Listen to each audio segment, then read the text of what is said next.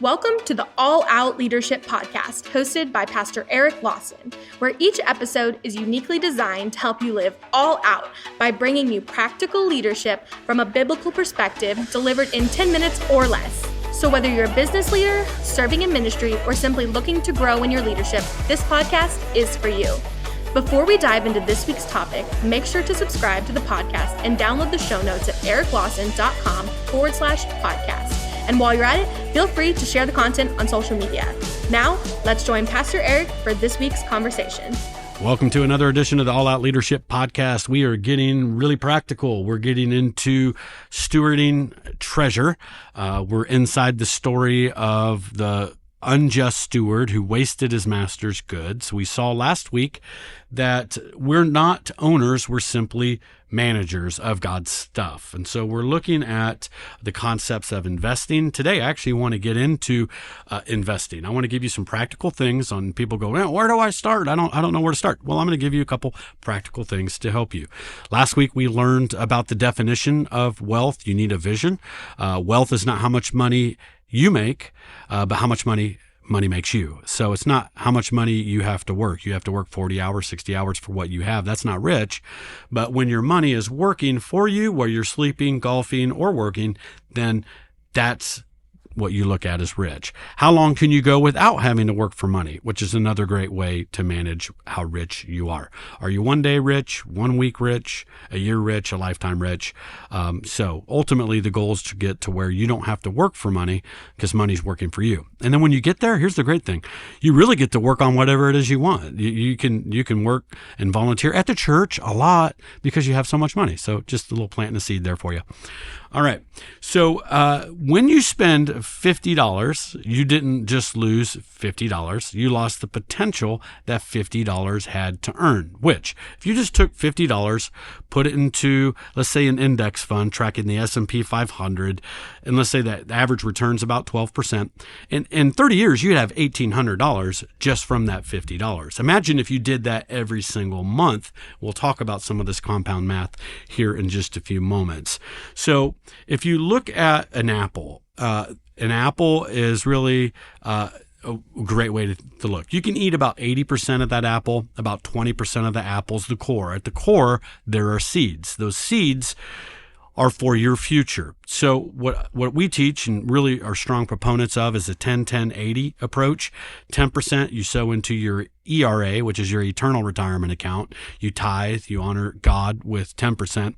10% you sow into your financial future, this side of heaven. You're setting up into your 403b, your 401k, you're buying real estate, investment properties, whatever it is you like to do, but set 10% aside and live on 80%. And so if you'll do that, you'll find out over time the compound of that is significant. Deuteronomy 28:8. A lot of people love to quote this verse. The Lord will command the blessing on you in your storehouses into which you set your hands. I go, great. So you're asking God to bless your storehouse. What's the name of your storehouse? And people go, what? I go, yeah, what's the name of your brokerage account? Who you using? Are you using Chase, JP Morgan? Are you E-Trade, Vanguard? Like who? And most people get a blank look on their face like, well, that tells me you don't have a storehouse. God can't bless where you're not storing anything. And so first you got to get a storehouse. God can't bless what you haven't saved. Verse 12, the Lord will open to you his good treasure, the heavens, to give rain on your land in its season, bless all the work of your hand. And you shall lend to many nations, and you shall not borrow. What investing is actually doing is the fulfillment of this biblical principle, and that is you're lending, not borrowing.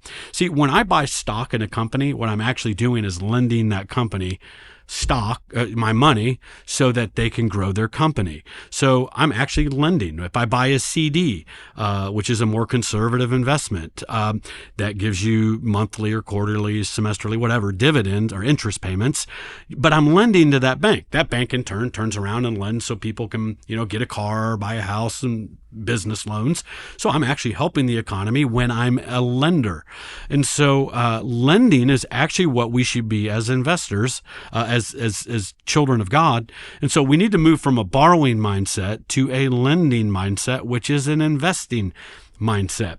So I'm going to give you a couple practical principles when it comes to just investing. Number 1, never try to get rich quick. Proverbs 20, verse 21, an inheritance gained hastily at the beginning will not be blessed at the end. There's the pressure of, hey, I got this stock tip for you. It's a once in a lifetime. I've had a lot of stock tips. I've acted on very few of them, but I think all the ones I've acted on have actually never done anything. I don't think I've ever made much money on that hot stock tip, the IPO, that new company that just went public. Rarely does it really turn out and pan out to make money. That's why we'll talk about an important principle of diversification here in just a few moments. But it's not about trying to get rich quick. It's really about consistency. We're going to look at that. Next, do your homework. So let's say somebody does give you a tip. Don't just take their word for it. Most people that give stock tips aren't professionals, by the way, anyway. And they're not very successful financially in their own investing life. So do your homework. Know why you're buying, what it is you're buying, how long you're going to hold it, when are you going to sell it, what's your objective with it. You want to do some homework. Proverbs 24, verse 3. Through wisdom a house is built, by understanding it is established, by knowledge the rooms are filled with all precious and pleasant things. Notice that. Wisdom, understanding, and knowledge. Those are what ultimately produce wealth. So, I once read that the average American has never read a book on personal finances. In fact, it's as low as 10% of Americans will actually ever read a book on money. That means 90% of Americans are going around having never read a book on money. Think about it. A third of your life goes to working for money. Shouldn't you at least read a book on how to keep your money, how to manage what you invested a third of your life into doing? Yet 97% of Americans own at least one TV. 1 in 4 adults say they don't expect that they will ever be able to retire and that they'll have to continue to work. And that's just so sad. And wealth isn't that hard if you will just take some time to get some wisdom. So I'm going to give you 2 books. These are must reads in my opinion. They're not Christian books, and there's some non-Christian language in there. Don't email me. Just get over it and eat the hay, spit out the sticks. Because the principle of these books, they're actually biblical. In fact, as I read these, I go through and I write Bible verses next to so many of the key points that they say. Now, Rich Dad, Poor Dad, Robert Kiyosaki, you've probably heard of that. He's a big fan and proponent of real estate. Now, I'm not saying you got to own real estate. It's not for everybody. But I have a lot of friends. They do really well with real estate. I've owned rental properties in the past. I enjoy it. But due to my schedule and time, I just choose to invest other ways. And I don't currently use that vehicle, but it is a great way to build wealth. But whether you want to own real estate or not, the principles inside that book is what you want to get a hold of. And that is how you think about money, how you view money, because really how you view money is really kind of how you're going to see money view you. I've met people, they're money magnets, and I've met people, they're money repellent. And really it comes down to your attitude towards money. Second book is this, Tony Robbins, Money, Master the Game. Now, I'm not a big fan of Tony Robbins. Sometimes he comes across like he's a Christian. I do not believe that he is. But I'll tell you, he actually quotes some Bible verses, and most of the things in this book that he talks about money principles, I've written Bible verses next to it. So he actually is quoting more Bible than he probably realizes. And here's what I found. Principles in life work for a sinner the same way they work for a righteous person. Gravity. Gravity doesn't respect me because I'm a Christian or not a Christian. It just works. There are biblical principles to accumulating wealth that work regardless of whether or not you're a believer. And so what you'll find is most people who've honestly accumulated wealth have done it through following different biblical principles. So when I look at this book, Money, Master the Game, there's a lot of great principles in there. Attitudes towards money, principles about investing. And so I just go, it's a great book. Now, do I agree with everything in either of these books? Not necessarily. There's things I disagree with. There's some investment vehicles that maybe Tony's a fan of that I'm not necessarily going to utilize. But the majority of what is in there will help shape a great view of how you look at money. Another great thing is mentors. If you're struggling to invest or get out of debt, I highly encourage find a financial mentor. They don't have to be a professional. Just find somebody who's done really good with their money and go, hey, could you teach me how you did good with money? We provide financial peace here at Element Church, Financial Peace Classes. It's out of Dave Ramsey, who does a great job, kind of one of the gurus on finances. And so we have actual mentors and coaches who will sit with people as you go through this curriculum and actually hold your hand and walk you through on balancing a budget and a plan to get out of debt. How do you start investing? And there's just people who love to help other people succeed in their finances. In fact, we got some great people here at our church. That's their passion. Like, they come to life if they can sit down with somebody and help them get out of debt, help them achieve financial success. So find some mentors. Over my years, I have had many different mentors who mentored me in areas where I wanted to grow. When I was doing rental property, I had a financial mentor who owned hundreds and hundreds of investment properties, and I took him to coffee once a month, and he taught me that. When I enjoy stocks, I enjoy options inside of stocks, so I had a mentor. I said, teach me stocks and options and what you do with trading. And I'd take him to coffee. Look, buy their meal, and they'll give you all kinds of great information. And so during my journey in growing in finances and understanding money, I've always just sought out mentors who could help me. So seek out mentors. Next, invest consistently. Proverbs 13:11. Dishonest money dwindles away, but he who gathers money little by little makes it grow. Again, it's not like you got to have $10,000 to get started. When I got started as a janitor, at Church on the Move, I was 19 years old. They had a 403B, which is a 401k equivalent for nonprofits. I started with like $6 a paycheck, literally $6 a paycheck, and I invested it for several years. Now, I had to roll out of that. I had to change accounts because they changed firms. But actually what I did, I kept that money in that account, and it's tens and tens of thousands of dollars today, and I haven't touched it since I was like 20 years old, and it's just sat there and grown. And I've, traded and bought different things on it. And so that's just a small little account, but I go, it's grown into tens of thousands of dollars, and I started with $6 a paycheck at 19 years old. Look, nobody has an excuse not to get started and do something.